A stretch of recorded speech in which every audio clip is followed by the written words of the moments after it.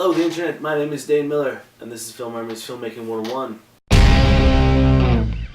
Welcome to the second episode of Filmmaking 101. You may want to turn down your volume because my shirt is loud as hell. If you want to follow along and you haven't watched the first episode, you can do that right here. But if you're all caught up and ready to know what's next, here we go. So in the last episode we talked about finding inspiration, finding that spark to really get the project going. After all, you do need an idea in order to make a script, and you need a script to make a movie.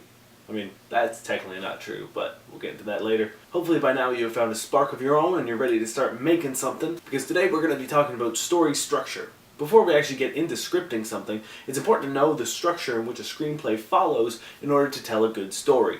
So let's take a look at the building blocks of what makes a really good script. A movie can usually be broken down into 6 parts and 5 turning points.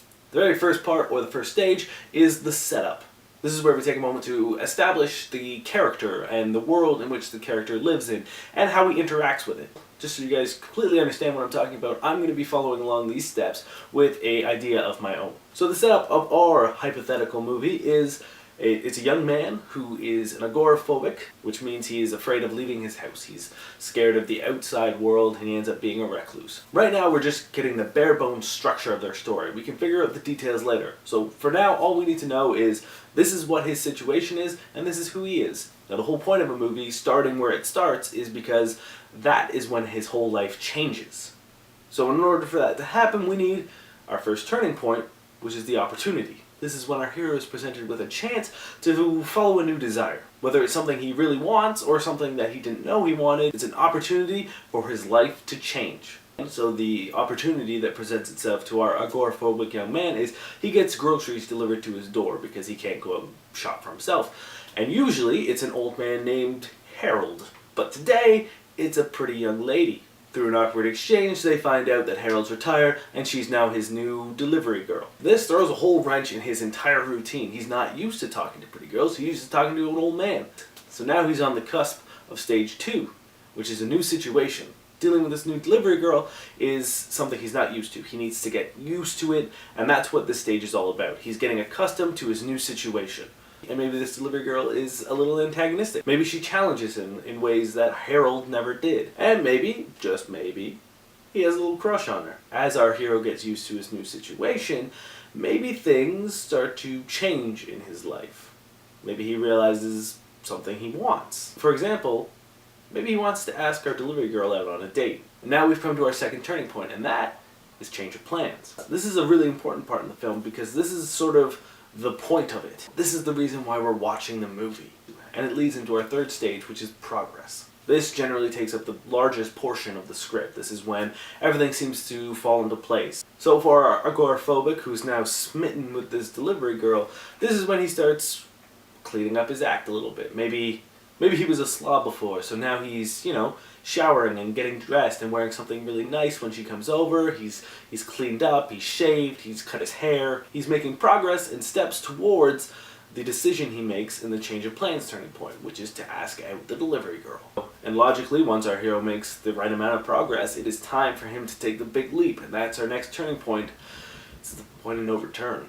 This is the exciting part of the movie, when the hero sort of makes the decision to leave his entire life behind and start a new one.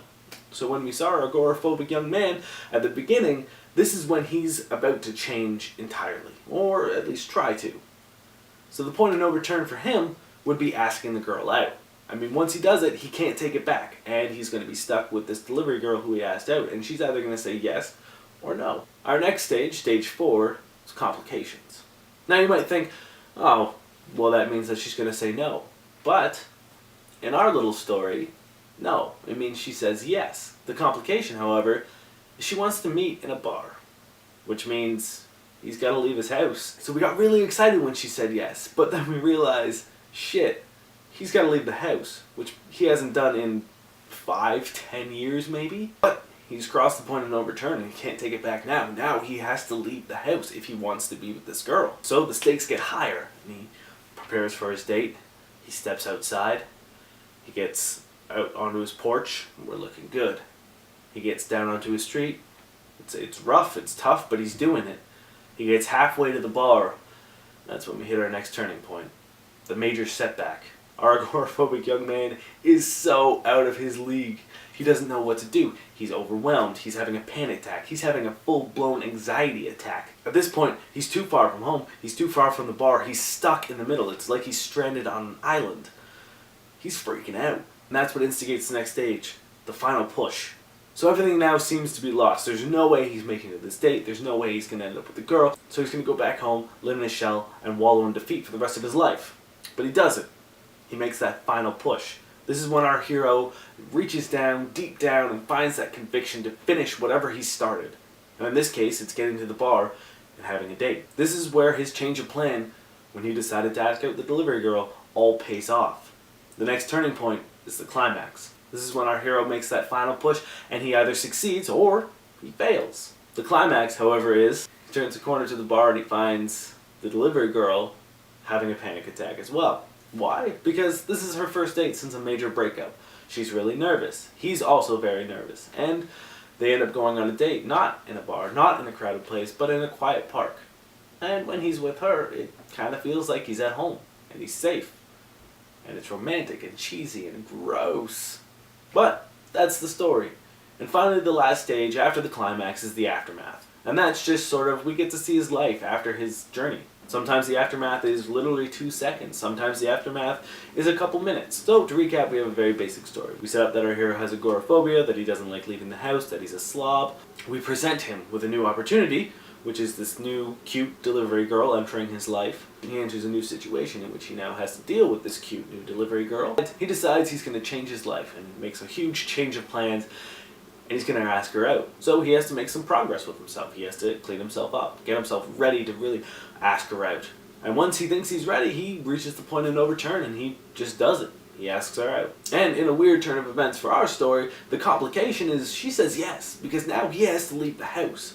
The stakes are high. He's doing it. He's walking out the front door. He's on the street. Now he hits his major setback, which is him freaking the hell out because he's outside and he hasn't done it in so long, and all of a sudden everything he knows is changing because of this girl. So he digs down, he finds that resolve, he finds his confidence, and he makes that final push towards the climax, only to find that right around the corner, his cute delivery girl, his date, is having a panic attack of her own. Because, you see, she's nervous about the date as well. And then they go on this great date, and they live happily ever after. And that is the basic structure of any good screenplay. Of course, you can always play around with things. Things aren't written in stone. The greatest movies always change something. That's what innovation, creativity is all about. So don't feel locked into this. This is just a way to put your ideas on paper in a structured narrative, just so you can see the linear thoughts of the story. From there, we can start really telling the story and getting into the details of things and the motivations of the characters. But that'll be in the next episode when we talk about scripting. Thank you for watching. My name is Dain Miller, and this has been Film Army's Filmmaking 101.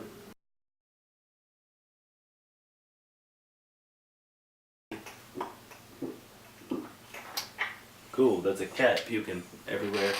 Nice cat.